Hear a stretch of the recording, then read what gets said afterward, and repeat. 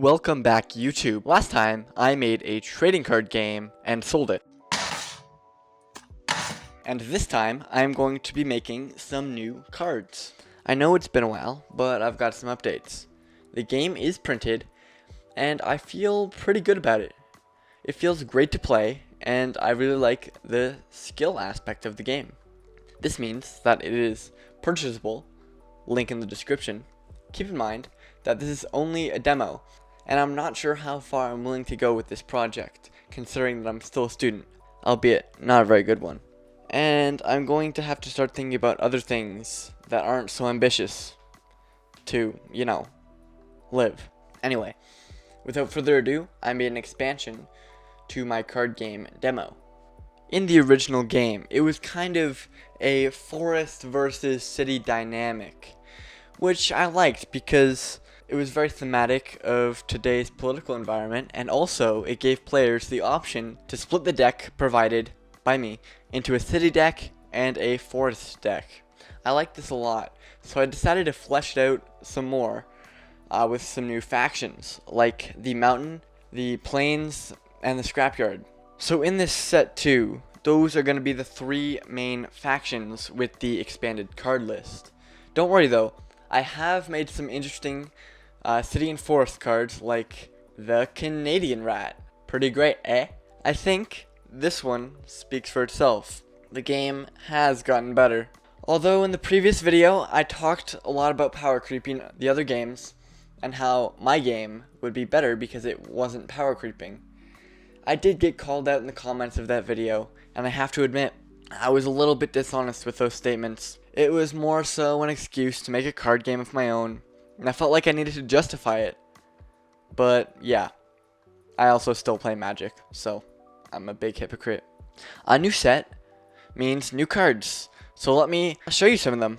Here are some of my favorites: the Armor, the Weaponsmith, the Snowshooter, the Mouse, and the Monk. Each faction I want to have its own identity, such as the field creatures overwhelmingly being mice, which comes from field mice, of course, which is an actual thing and is thematic and cool. And this creates a mouse archetype type of deck, because the monk will give all these mouse creatures the quick keyword, and the basic mouse will be able to swarm the opponent with low cost damage. Since the card game is based on a video game, and I am developing that game in Unity, which will come out somewhere in the ballpark of 2099, and I started working on the first boss, a Yeti. So I made a card form of it, and of course it's very powerful. It basically allows you to play one card from your deck that is not a mountain creature, and guaranteed put it into your hand on turn 7, which has to be there are probably a lot of cool combos with that card. I really think it's got a lot of potential, but it doesn't seem too broken, which I like about it. Something that immediately comes to mind when bringing up that effect is the Angel of Victory card, which is an incredible card, but only at the very, very end of the game. So it adds a lot of consistency, is great. It makes sure that you have a baseline amount of fun in each game, but I fear that I've created a monster. Another thing that I've focused on in this expansion is having good late game cards, because in the base game, the only real late game cards are Angel of Victory and Dreadnought. The reason for this is originally the game was going to be very similar to Magic the Gathering, and I basically copied everything from Magic. But after I changed the rules and fleshed them out a little bit more, I realized that it was more fun with my rule system, and I just didn't bother to change the mana, which maybe in hindsight was a bad idea. I don't think any of the creatures' mana cost are too unbalanced, and I don't think I'm going to modify any of them, except in playtesting. There seemed to be a card that was very powerful, and I don't think, it might not have been too broken, but it wasn't very fun to play against, is what I heard from my friends who have been playing my game. That card is the Meat Shield. This card is the card I have received the most complaints about. It is 4 mana in the game. But I have had suggestions to change it to maybe 6 mana. What it does is basically It forces your opponent to dedicate 2 creatures to attacking it each turn, which doesn't seem too powerful, but it means that those creatures can't attack anything else or protect their board state. So it does end up being pretty powerful for a turn 2 play, especially if you have a card that stayed on the board from turn 1. Yeah, this will be changed to 6 mana in the future, but any printing that has 4 mana will remain with 4 mana. Okay. So I've been waiting a bit, and I keep making new cards. I may have a problem, but that also means I've added some cool cards to the game, such as the Void card. I couldn't help myself, but they do look pretty cool in my opinion, and that's really all I need to add them to the game. But this also means that I do have to add them to the video game to make it thematically make sense, so I just gave myself a little bit more of a burden and shot myself in the foot. Whatever. Well, let's talk about my favorite faction.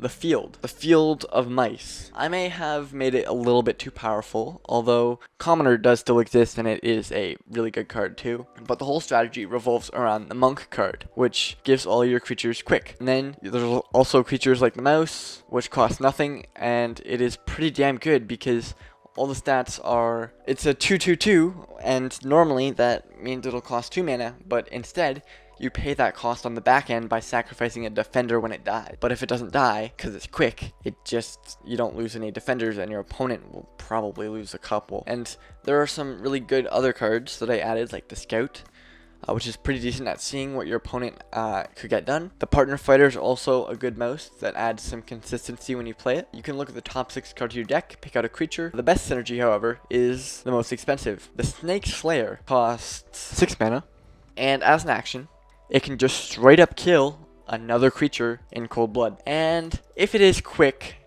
it may be even more powerful because you can do that first turn or close to first and just snipe whatever creature your opponent is using that is powerful. So I definitely changed it to 8 mana because it is too good. I really hope it doesn't break the game, but I want to keep it just because it seems fun. Did I mention that you can actually buy this game? Well, you can see it's for sale. Link in the description. It's from GameCrafter, which is a print-on-demand service, so you can, it might take a while for them to come in, but if you order them now, I can guarantee that they will come in before Christmas. Do it right now or I'll be sad.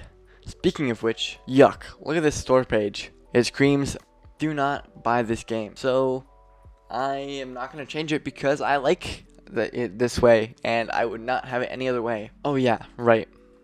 You may have noticed that all of the cards that I've made have had at least something on the card. There is one card I've made so far that has no description text, and that card is the Bush Warrior. Like description-less cards would probably just be commons and boring, and so in a demo like this, it's kind of not fun to make cards like that. And also, people probably wouldn't want to buy them and play with them because they're not as interesting. But they will be in print if I ever publish this game, actually. So, anyway, depending on how well this video does, I may make a third in this series and continue making this card game. Like, comment, subscribe, adios.